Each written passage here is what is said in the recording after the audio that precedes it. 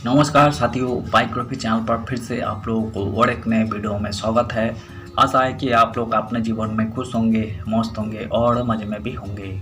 जैसा कि आप लोग जानते हैं, हमारे चैनल पर हम बॉलीवुड से जुड़ी हुई बैकग्राउंड किस्से कहानियों को आपके सामने लाते रहते हैं। सो आज भी हमने और एक नए किस्से से आप लोगों को रूबरू करवाने वाले हैं। आपसे गुजारिश है, अगले 6 मिनट तक हमें ना चाहते हुए भी बर्दाश्त करते हुए बॉलीवुड की बैकग्राउंड से जुड़ी हुई इस किस्से को आप जरूर एंजॉय करेंगे। तो चलिए कहानियों पे चलते हैं, शुरू करते हैं और एक नए किस्से। गुरुदत्त। देवानंद ने दोस्ती का वादा निभाकर पलट दी थी गुरुदत्त की किस्मत की बाजी। ऐसी हुई थी पहली मुलाकात। 16 साल की उम्र में गुरुदत्त ने 5 साल के लिए 75 रुपया वार्षिक छात्रवृत्ति पर अल्मोड़ा जाकर नृत्य, नाटक व संगीत की तालीमें लेनी शुरू की। हालांकि 1944 में द्वितीय विश्व युद्ध के कारण Uday Shankar India culture centre बंद होने पर वे वापस अपने घर लौट आए। वसंत कुमार शिवशंकर पादुकोण जिन्हें सिनेमा की दुनिया में लोग गुरुदत्त के रूप में जानते हैं, आज उन्हीं गुरुदत्त की बर्थ एनिवर्सरी है। गुरुदत्त का कुल जीवन 39 वर्षों का रहा, मगर इतनी कम उम्र में ही उन्होंने हिंदी सिनेमा में बड़ी लकीर खींच दी। गुरुदत्त का फिल्मी करियर जितना विस्तृत रहा है, उनका निजी जीवन उतना ही तकलीफों से गुजरा। छोटी उम्र से संघर्ष करते हुए वे आगे बढ़े, नाम कमाया और एक दिन तकलीफों से गुजरते हुए उन्होंने इस दुनिया को अलविदा कह दिया।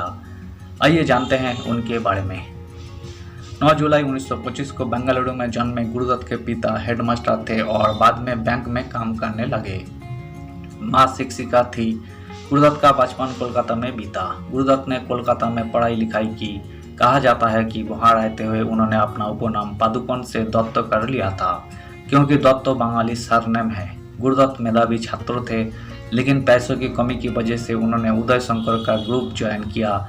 उस दौर में उदय शंकर मशहूर डांसर थे। गुरुदत्त ने फिल्मों में बतौर डांस डायरेक्टर से शुरुआत की थी। गुरुदत्त को कला और नृत्य की प्रेरणा घर से मिली। उनकी दादी नियमित रूप से शाम को दिया जलाती। तब 14 वर्षीय गुरुदत्त दिए की रोशनी में दीवार पर अपनी उंगलियों से अलग अलग मुद्राओं में तरह तरह के चित्रों बनाते रहते। यहीं से उनके मन में कला के प्रति भाव जागे। 16 साल की उम्र में गुरुदत्त ने 5 साल के लिए 75 रुपया वार्षिक छात्रवृत्ति पर अल्मोड़ा जाकर नृत्य, नाटक व संगीत की तालीम लेनी शुरू की। हालांकि 1944 में द्वितीय विश्व युद्ध के कारण Uday Shankar India culture centre बंद होने पर वे वापस अपने घर लौट आए। आर्थिक कठिनाइयों के कारण गुरुदत्त स्कूल जाकर पढ़ाई तो निरंतर नहीं रख सके, लेकिन उदय शंकर की संगत में रहकर उन्होंने कला और संगीत के कई गुण जरूर सीख लिए थे। यही प्रतिभा आगे फिल्म निर्माण में भी उनके लिए मददगार रही।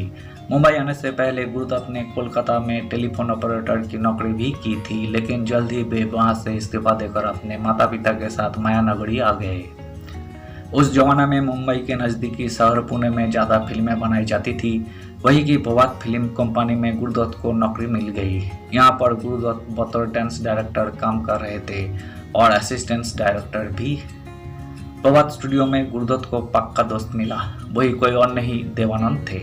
इसका भी दिलचस्प किस्सा है। दोनों के कपड़े एक ही धोबी के यहाँ धुला करते थे। एक बार धोबी ने गलती से गुरुदत्त की कमीज देवानंद के यहाँ और उनकी कमीज गुरुदत्त के यहाँ पहुँचा दी थी। दोनों ने वो कमीज पहन भी ली और दोनों को कमीज बदलने का पता भी नहीं चला। जब देवानंद स्टूडियो में घुस रहे थे तो गुरुदत्त ने उनका हाथ मिलाकर स्वागत किया और अपना परिचय देते हुए कहा कि मैं निर्देशक बेडेकर का असिस्टेंट हूँ। अचानक उनकी नज़र देवानंद की कमीज पर गई। वो उन्हें कुछ पहचानी हुई सी लगी और उन्होंने छूटते ही पूछा, ये कमीज आपने कहाँ से खरीदी? देवानंद थोड़ा शक पकाए, लेकिन बोले, ये कमीज मेरे धोबी ने किसी की सालगिरह पर पहनने के लिए दी है। लेकिन जनाब, आप भी बताएं कि आपने अपनी कमीज कहाँ से खरीदी?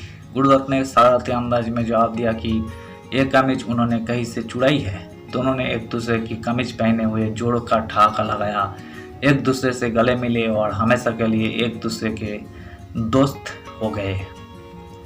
पुणे में साथ घूमते हुए गुरुदत्त ने देवानंद से वादा किया कि देव, अब अगर कभी मैं निर्देशक बनता हूँ तो तुम मेरे पहले हीरो होंगे। गुरुदत्त की बात सुनकर देव ने भी उतने ही गहनता से जवाब दिया, और तुम मेरे पहले निर्देशक होंगे अगर मुझे कोई फिल्म प्रोड्यूस करने को मिलती है।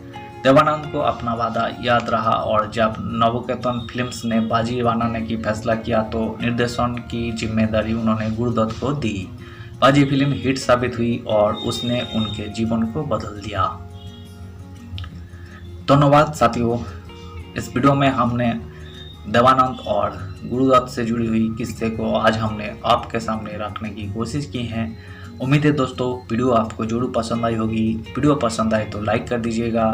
चैनल पर नए आए हैं तो प्लीज़ एक सब्सक्राइब कर दीजिएगा। मिलते हैं नेक्स्ट वीडियो पे। धन्यवाद।